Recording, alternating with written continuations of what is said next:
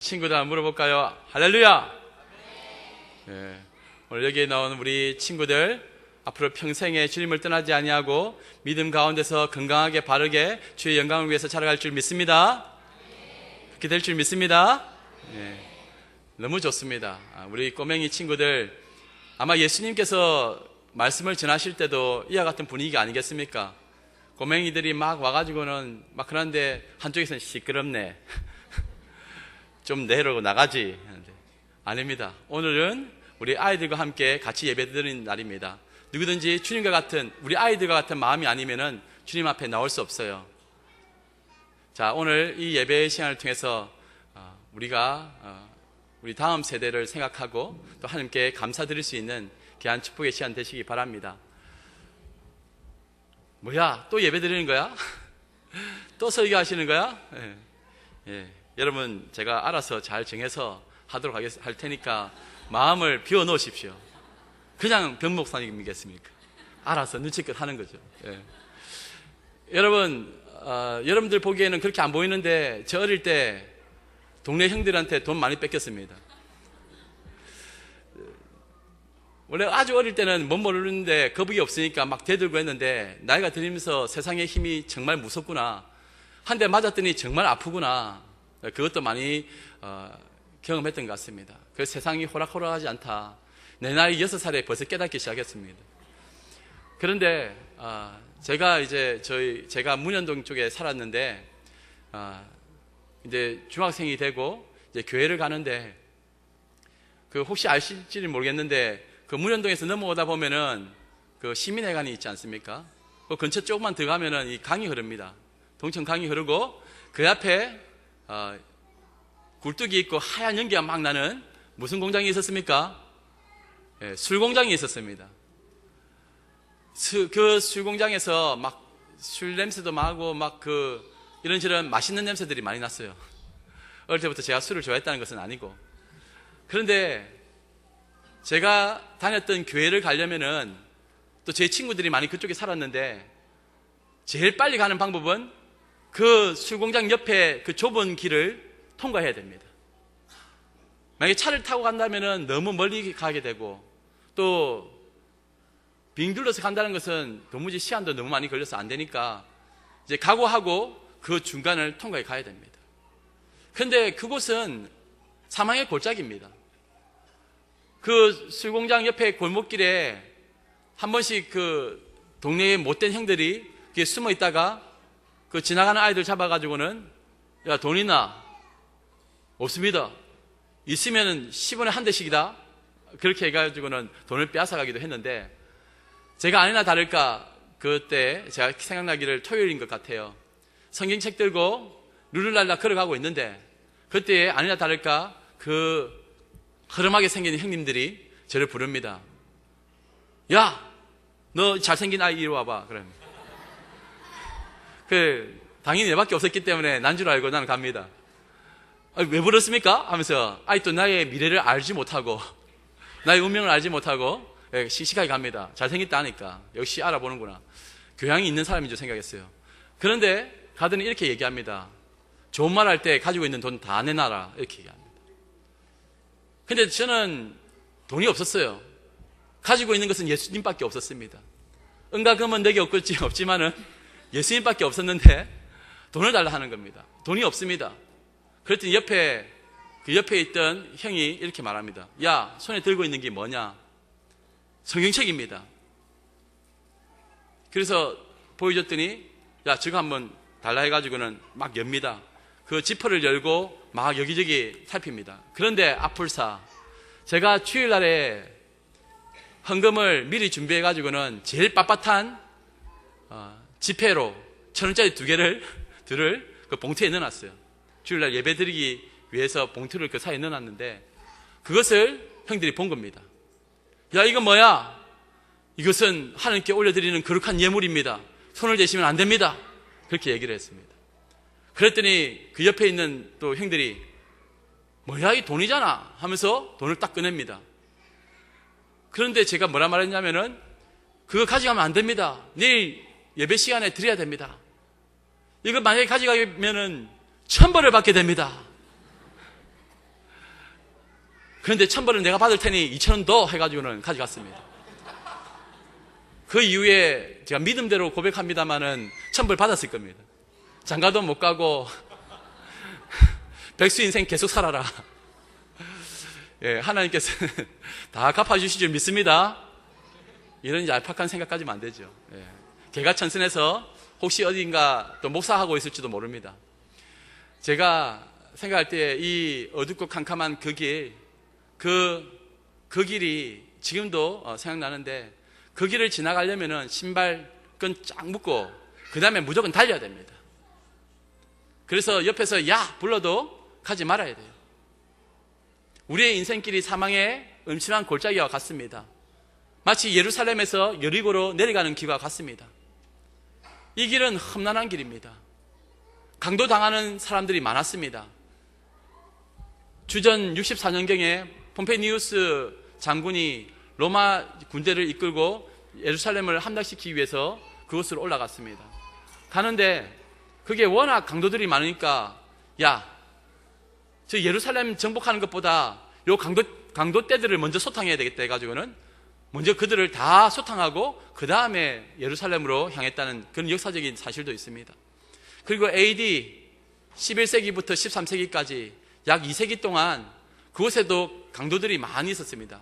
워낙 그쪽이 강도들이 숨기가 좋았던 곳이라서 그곳에서 많은 순례객들을 잡아다가 돈을 훔치고 죽이기도 하였습니다. 그래서 십자군들이 그곳에 파견되어서 그곳을 지키면서 순례하는 사람들을 도와줬던 그런 기록도 있습니다. 그 당시에 예루살렘에서 여리고로 내려갔다. 근데 이것이 예루살렘은 해발 800m 정도 됩니다. 그리고 여리고는 수면보다 더 낮았습니다. 약 한 250m. 합쳐서 한 1km의 고도 차이가 있습니다. 그래서 예루살렘으로 향해서 올라갈 때는 이제 예배 드리러 올라갔다가 또 예배가 마치거나 일을 마치면 이제 내려오는 그런 여정인데, 여기에는 강도떼들이 많이 있었습니다. 혼자 다니는 것은 위험한 일입니다. 오늘 말씀에 보니까 이 내용은 영생에 대한 질문부터 시작합니다. 사실 오늘 본문을 잘못 이해하면은 우리가 가난한 사람, 약한 사람 도와주자 그렇게 되는 것이 아닙니다. 그 앞에 내용이 무엇이냐 하면은 70인 전도대를 먼저 파송하셨고 그 영혼 구원의 사역을 하시고 그 다음에 선교 보고를 하는 내용들이 나옵니다. 그리고 우리 주님께서 축복의 기도를 하신 내용이 나옵니다. 이어서 이 선한 사마리아인 비유를 말씀하셨습니다. 전도대의 활동이 나옵니다. 영혼 구원이죠. 생명에 대한 부분을 다루고 있습니다.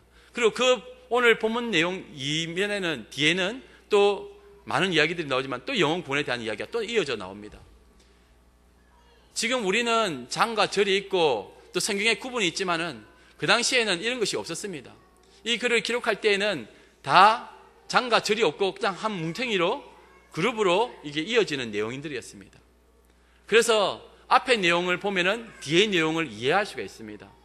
결국은 영생에 대한 이야기를 한 율법학자가 질문을 합니다. 이 율법학자가 영생을 어떻게 하면 얻습니까? 그 질문에 예수님이 하나님 사랑, 이웃 사랑 그 내용을 가르쳐 주셨습니다.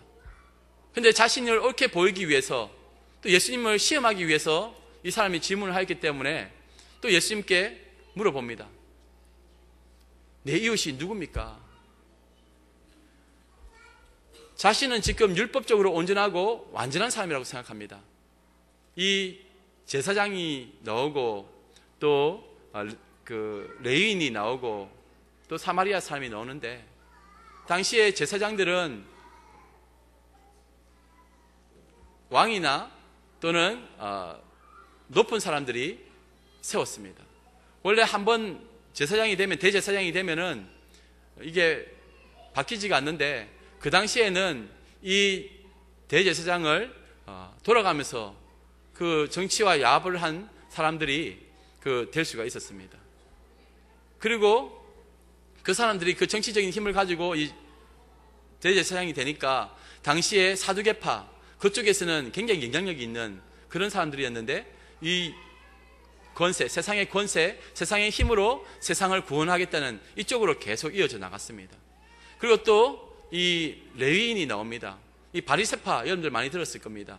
이 율법으로 세상을 변화시켜 나가겠다. 하나님 나라가 임하도록 하겠다. 그래서 사람의 힘으로 율법으로 세상을 구원하겠다는 사람들이 이 바리새파가 있었습니다. 그리고 또 오늘 한 사람이 나오는데 사마리아인이 나옵니다. 이 사람들은 원래 유대인이었는데 외세의 침략에 의해서 그 유대 사람들과 또 이방인들이 결혼을 하고 혼혈로 인해서, 혼혈 정책으로 인해서 같은 땅에 살지만은 이방인들 같은 그런 혼혈족으로 사마리아에 살고 있었습니다. 이 사람들은 그 당시에 유대인들로부터는 굉장히 핍박을 많이 당했습니다. 개처럼 취급을 당했습니다. 그러니 서로 간에 갈등도 많았고 서로 상종을 하지 않았습니다. 근데 오늘 의외로 여기에 나오는 사람들 중에 이 율법학자는, 율법 교사는 제사장이나 또 레위인이나 또는 유대인들이 자신들의 이웃이라고 생각했는데 그게 아니라는 겁니다. 오히려 메시아는 이 사마리아 사람이 오히려 이웃이라는 겁니다. 선을 행하지 아니하는, 자신의 힘으로 구원을 하려고 하는 이런 사람들은 이웃이 아니라는 겁니다. 사실 이것을 영적으로 해석을 해야 됩니다. 이 제사장, 세상의 힘을 상징합니다. 세상 권세와 타협하고 그것으로 세상을 차지해 나갔던 사람들, 그 제사장들의 그룹입니다. 그리고 바리새인들, 율법으로 세상을 구원하겠다. 하지만은 이들의 힘으로는 사람을 살리는 힘이 없습니다. 오직 예수님이 아니면은 살릴 수가 없어요. 그것을 알려주시는 겁니다. 하나님을 사랑하고 이웃을 사랑한다 하지만은 우리의 힘으로는 사랑할 수도 없고 이해할 수도 없고 품을 수도 없다는 겁니다. 오늘 사실 이 본문 내용에 얽힌 이야기들이 많이 있지만은 여러분 중요하게 생각해야 될 것이 있습니다. 이 강도당한 사람이 누구인가? 바로 우리라는 것입니다. 우리가 선한 사마리아인이 되어서 다른 사람을 도와주는 것이 우선이 아니라 우리의 모습이, 본래의 모습이 처참하게 깨어져서 죽음 직전에 있는 이 유대인 이 강도당한 인생이라는 것입니다. 원래 우리가 강도당한 인생들이지 않습니까? 죄로 인해서 에덴 동산에서부터 이 사탄에게 강도당한 인생들 아닙니까? 그래서 인생의 기쁨과 만족과 소망을 다 잃어버리고 살아가는 존재들이 아닙니까? 그래서 아무리 열심히 일하고 수고하고 땀 흘려도 우리 것이 없습니다. 왜 가족들을 위해서 열심히 살아가고 애쓰지만은 그러나 오히려 가족들과는 대화가 더 단절되어지고 아무리 수고하고 땀을 흘려도 내 것이 되지가 않습니다. 가족들을 위해서 열심히 아침부터 밤늦게까지 일한다 하지만은 우리 아이들을 볼 수도 없고 함께 할 수도 없습니다. 아마 많은 우리 일하시는 분들은 이해하실 겁니다. 먹고 살기도 너무나 바쁜 시대입니다. 더 잘 살아질 줄 알았는데, 잘 살게 될 줄 알았는데 시간이 지나면 지날수록 우리는 더 힘들어지는 겁니다. 여러분 온 세상이 지금 힘들지 않습니까? 세상에 이런 줄을 몰랐다 했지만 사실은 성경에 이미 다 나와 있습니다. 세상은 원래 그런 것입니다. 우리를 속이고 강도짓을 해서 우리가 가진 것들을 다 빼앗아가는 것입니다. 그래서 우리의 자리가 피 흘리고 누워있는, 죽음 직전에 있는 그 유대인이나 우리나 별반 다를 바가 없다는 겁니다. 강도당한 인생들이 바로 우리라는 겁니다. 이 강도당한 우리 인생들을 우리 주님이 보시고 구원해 주셨다는 내용입니다. 그러면은 강도당한 우리에게 있어서 이웃은 누구입니까? 바로 예수님이 되는 것입니다. 선한 사마리아인 같은 그런 예수님이 우리에게 다가오셔서 우리를 구원해 주셨다는 겁니다. 또 하나, 우리가 누구냐? 바로 강도라는 것입니다. 우리가 강도를 당한 인생이기도 하지만은 죄악에 빠진 우리들은 강도가 되어서 예수님의 생명을 빼앗았습니다. 지금 우리들의 모습을 한번 보십시오. 그 죄의 속성이 우리 안에 들어 있습니다. 남의 것을, 내 이웃을 밟았으라도, 그들의 것을 빼앗았으라도 나의 행복을 추구하겠다. 철저히 땅의 사람들이 하는 모습입니다. 그런 죄인들을 위해서, 그런 우리들의 모습을 보시고 우리를 구원하시기 위해서 예수님이 이 땅에 오셨습니다. 여러분, 이 강도라는 단어가 다른 복음서에도 많이 나옵니다. 그러면 이 내용이 무슨 내용인지 잘 이해할 수가 있습니다.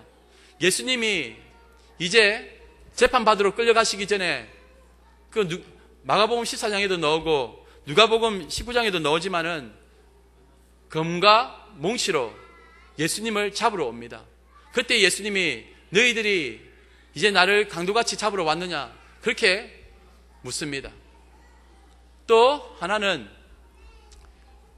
빌라도의 법정에서 강도 바라바를 두고는 예수님을 놓아주면 좋겠느냐 아니면 강도 바라바를 놓아주면 좋겠느냐. 그때 예수님을 놓아달라고 한 것이 아니라 강도 바라바를 놓아달라고 합니다. 그리고는 예수님은 강도가 아니신데 대신 강도의 자리에서 죽임을 당하신 것입니다. 그리고 마지막으로 여러분들이 잘 아시는 예수님께서 십자가에 달려 죽으셨을 때에 오른편 강도, 왼편 강도 있죠. 근데 그 주님의 자리는 바로 우리가 그곳에서 강도당해서 죽어야 되는, 죄악에 빠진 우리들이 그 강도가 되어서 죽어야 되는 자리에 예수님이 대신 죽으셨다는 겁니다. 여러분, 우리가 바로 예수님을 강탈하고 강도짓을 해서 십자가에 못 박아 죽게 했다는 겁니다. 그런데 우리가 어떻게 다른 사람을 사랑할 수 있단 말입니까? 이렇게 우리는 이 얘기를 들을 때 이렇게 통곡을 해야 됩니다. 아이고야, 우리 꼬맹이들이 지금 통곡하잖아요. 여러분, 이 말씀이 바로 그겁니다. 우리가 강도당한 인생인데 우리를 위해서 십자가에 달려 죽으시기 위해서 이 땅에 오신 우리 주님을 우리가 오히려 강도같이 여기고 죽였다는 것입니다. 예수 그리스도의 사랑이 없는데 어떻게 우리가 힘없고 가난한 사람들을 도와줄 수가 있겠습니까? 고전적인 해석에 따르면 여기에 나오는 주막이 있습니다. 주막에 그 사마리아 사람이 그를 맡깁니다. 그것을 교회로 표현합니다. 그래서 연약하고 상처받은 사람들, 죄에 빠진 인간들, 강도당한 인생들이 이 교회에 와서 예수 그리스도를 말미암아 회복을 얻게 되고 주를 바라보며 주님 오시는 그날까지 기다리는 곳이 바로 이 주막 같은 곳이 바로 교회라는 곳입니다. 여러분, 오늘 우리 아이들이 이곳에 함께 모여 예배를 드렸습니다. 드리고 있습니다. 이 아이들에게 무엇을 알려주겠습니까? 세상은 아름다운 거야. 세상은 얼마든지 우리가 원하는 대로 다 할 수 있어. 그렇게 가르치려합니까? 여러분, 우리가 지금 뼈저리게 느끼고 있는 것이 무엇입니까? 나라가 왜 이 모양이냐? 왜 이렇게 어수선하고 힘드냐? 우리는 속았다. 당연한 겁니다. 우리가 그리스도인으로 살아가면은 사망의 음침한 골짜기를 달리면서 그 사망의 골짜기 같은 그 여리고로 내려가는 그 길 속에서, 그 험난한 인생길 속에서 우리는 강도 당하고 괴로움을 당하고 아파하고 피 흘려야 되는 존재라는 것입니다. 몇 번이나 우리는 그를 피를 흘리고 괴로움을 당합니다. 그런데 여전히 우리는 세상을 의지하고 세상의 방법으로 그 높은 자리를 차지하려고 합니다. 그러니 이런 모습으로 어떻게 율법 교사가 다른 사람을 섬길 수가 있겠습니까? 하나님을 제대로 섬길 수 있겠습니까? 이런 모습으로 어떻게 우리가 세상을 섬길 수 있단 말입니까? 철저히 예수님을 만나지 못한 사람은 자신의 힘으로 세상을 도우려고 하고 자신의 방법으로 세상을 변화시키려고 합니다. 진정한 변화는 예수 그리스도입니다. 예수 그리스도가 이 땅을 다스리고 우리의 중심을 다스릴 때에 세상이 샬롬의 땅이 되는 것입니다. 그런데 그것을 우리는 이룰 수가 없습니다. 수고하고 무거운 짐진 자들은 다 주님 앞에 나가야 됩니다. 오늘 우리 꼬맹이 아이들이 이 자리에 있습니다. 얼마나 감사한지요. 근데 이 꼬맹이 아이들을 키우는 엄마 아빠들이 참 불쌍해요. 저는 이미 이제 그 단계를 다 지나갔습니다. 아이 셋을 이미 키웠고, 물론 막내가 6살이긴 하지만은 앞으로 어떻게 살아갈지, 앞으로 돈 많이 써야 됩니다. 많이 울어야 됩니다. 아마 지금까지 살아오셨던 많은 어르신들은 더 그렇게 많이 느꼈을 겁니다. 우리는 밤에 돌아다녀도 그렇게 괜찮았는데 요즘은 밤에 돌아다니다가 어떤 봉변을 당할지 모른다. 요즘은 옛날에는 열심히 일하면은 어쨌든 간에 높이 올라갈 수 있는 기회도 많았는데 요즘은 이미 태어날 때부터 그 부모의 신분에 따라서 그 운명이 정해져 있지 않느냐. 금수저니 흙수저니 하면서 자조적인 어떤 그런 이야기를 하지 않습니까? 여러분, 세상은 계속적으로 우리에게 그렇게 유혹을 할 것입니다. 왜 우리가 이렇게 힘들어 합니까? 사람을 의지하고 사람을 믿었기 때문에 우리가 속임을 당한 것 아닙니까? 이번만큼은 좋은 사람이겠지 하고 뽑아주었는데 또 우리에게 상실감을 주지 않습니까? 그리고 우리가 그들을 통해서 미래를 희망적으로 보았기 때문에 우리는 낭패감을 느낀 것 아닙니까? 여러분, 말씀에 뭐라 되어 있습니까? 우리 연약한 인생들이 이 땅에서 속임을 당하지 아니하고 강도 당하지 아니하고 살아갈 수 있다고 말합니까? 아닙니다. 늘 우리는 쥐어 박히고 강도 당하고 돈을 그렇게 열심히 모아도 다 빼앗기는 존재라는 겁니다. 그런데 그때에 여전히 우리에게 다가오시는 주님이 계심을 기억하시기 바랍니다. 선한 사마리아인이 되셔서 여전히 우리에게 다가오셔서 우리를 기름으로 그리고 포도주로 씻어주시고 다시 상처를 아물게 하시면서 우리를 감싸주시는 주님의 사랑이 있다는 것을 기억하시기 바랍니다. 예수님 아니면 답이 없어요. 여러분들이 내놓는 답이 무엇입니까? 어떻게 하면 우리들이 행복하게 살아갈 수 있습니까? 이 아이들이, 이 기쁨이 언제까지 지속될 수 있을 거라 생각하십니까? 여러분, 우리는 믿음의 사람들입니다. 저 천성에 이르기까지 눈물 많이 흘려야 됩니다. 그때 우리가 지켜야 될 원칙이 무엇이냐? 주만 바라보는 것입니다. 믿음으로 살아가는 것입니다. 우리 마음에 여러 가지 많은 세상의 유혹이 있을 때에 우리는 오직 주님만 바라보고 이 세상을 의지하지 말고 세상은 원래 그렇게 강도짓을 하니까 그것을 받아들이십시오. 그리고 우리는 주의 길을 걸어가면 됩니다. 요즘 나라가 너무나 힘이 듭니다. 아픔이 많습니다. 죽어 있는 영혼들이 너무나 많습니다. 한국 교회가 잠들어 있다고 합니다. 이런 때에 우리 믿음의 사람들, 우리 교회가 영적으로 회복되기를 소망합니다. 그리고 이 땅을 다스리시는 우리 주님을 바라보시기를 원합니다. 교회가 교회의 사명을 잃어버렸습니다. 성도가 성도의 사명을 잃어버렸습니다. 예수 그리스도를 만나지 못했으니, 예수 그리스도의 사랑이 없으니 우리는 세상을 제대로 섬길 수도 없고 사랑할 수도 없습니다. 이 땅이 회복되기를 소망합니다. 여러분, 이 시간 우리 함께 기도하기 원합니다. 우리 나라 민족을 위해서, 이 아픔과 상처 속에서 갈 바를 잃어버린 우리 이 땅의 대한민국을 위해서 여러분들 기도해 주시기 바랍니다. 그리고 한국 교회를 위해서 기도해 주시기 바랍니다. 그리고 우리 성도들을 위해서 기도해 주시기 바랍니다. 그리고 자라나는 우리 아이들을 위해서 기도해 주시기 바랍니다. 주님, 우리를 통해서 주의 영광이 드러나기를 원합니다. 때로는 아파하고 괴로워하며 슬퍼하며 눈물 흘리는 인생길이지만은 오직 주님을 바라보며 믿음으로 달려가기 원합니다. 그러면서 아버지 서로 부둥켜 안고 위로하며 격려하며 죄인과 죄인이 서로 주의 은혜에 감격해하며 찬양하며 그 순례의 길을 다할 수 있도록 도와주시옵소서. 여력으로 내려가는 인생입니다. 그 길이 바로 순례길이라는 것을 잊지 말게 하시고 믿음의 그 길, 저 천성을 향해 달려갈 수 있는 우리들 되게 하여 주시옵소서. 우리 아이들을 위해서, 우리 교회를 위해서, 또 이 땅의 교회를 위해서, 그리고 나라와 민족을 위해서 우리 다 같이 함께 기도하며 나가겠습니다. 기도하겠습니다. 사랑과